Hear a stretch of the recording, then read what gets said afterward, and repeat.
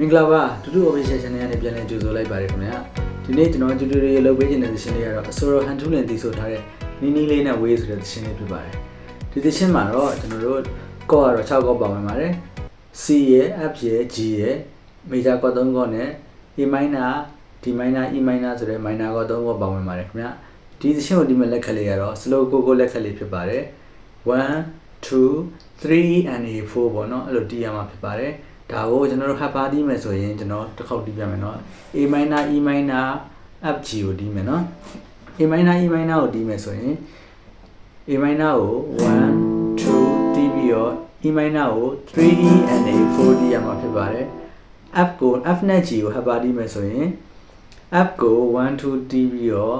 3 E and 4ကို G ကိုတီးရမှာဖြစ်ပါတယ်1 2 3 and 4ဟုတ်ပြီเนาะအဲ့လိုဒီရမှာဖြစ်ပါတယ်ဆိုတော့အဲ့နှစ်ပါးကိုကျွန်တော်ပေါင်းနေမယ်เนาะ2 3 go 1 2 3 and 4 1 2 3 and 4ဟုတ်ပြီเนาะအဲ့လိုတော့မှဖြစ်ပါတယ်ဒီသချင်းမှာထူးခြားတာတစ်ခုကဘာတစ်ခုထဲမှာကော့က2ကော့မဟုတ်ဘဲနဲ့ကော့3ကော့ပါတာရှိပါတယ်သူကတော့ A minor ရဲ့ F G ရဲ့ပေါ့เนาะအဲ့လိုရှိတယ်အဲ့ခါကျရင်ကျွန်တော်တို့ကဘယ်လိုဒီမလဲဆိုတော့ A minor ကို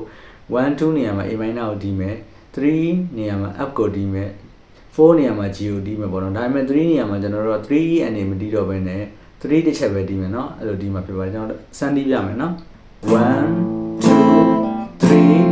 4အဲ့လိုတီးမှာဖြစ်ပါတယ်သဘောပေါက်လားမသိဘူးနော်1 2 3 4ဒီမိုင်းနာနှစ်ချက်ဖြစ်သွားမယ်နော်ဟုတ်ပြီဒါဆိုရင်ကျွန်တော်နဲ့အတူတူသင်းလေးကိုအစနေဆုံးတီးလိုက်ကြအောင်နော်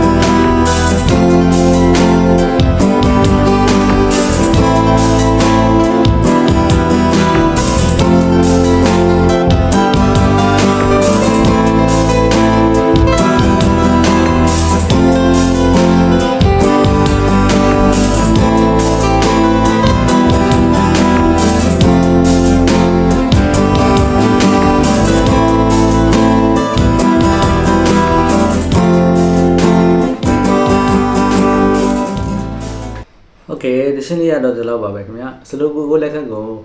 မသိရတဲ့သူတွေအတွက်ကျွန်တော်ပြန်ရှင်းပြရမယ်ဆိုရင်သူက4 တိုင်းဖြစ်ပါတယ်သူကတော့ကျွန်တော်တို့ပထမတစ်ချက်မှာ1ဆိုပြီးတော့ပေါ်ကျိုးဂီတာကျိုးတွေရဲ့ပေါ်ကျိုး3ကျိုးကိုဒီမယ်ဒုတိယတစ်ချက်မှာ2ဆိုပြီးတော့ဂီတာကျိုး6ကျိုးလုံးကိုဒီမယ်ပေါ့နော်ပြီးရင်3မှာကျတော့4ချက်ဒီရမယ် 3NA ဆိုပြီးတော့ဘယ်လိုလဲဆိုတော့ချပင်ပေါ့နော်ပြီးရင်4မှာကျတော့တစ်ချက်ပဲဒီရမယ်4ဆိုပြီးတော့ဂီတာကျိုး6ကျိုးလုံးကိုပြန်ဒီမယ်အဲ့လိုလေးဒီတာဖြစ်ပါတယ်ဟုတ်ကဲ့ပါနားမလည်တာသဘောမပေါက်တာရှိလို့ရှိရင် comment မှာမေးလို့ရပါတယ်ခင်ဗျာ okay နောက်ဗီဒီယိုကျမှကျွန်တော်နဲ့ပြန်တွေ့ကြမယ်เนาะ thank you ပါ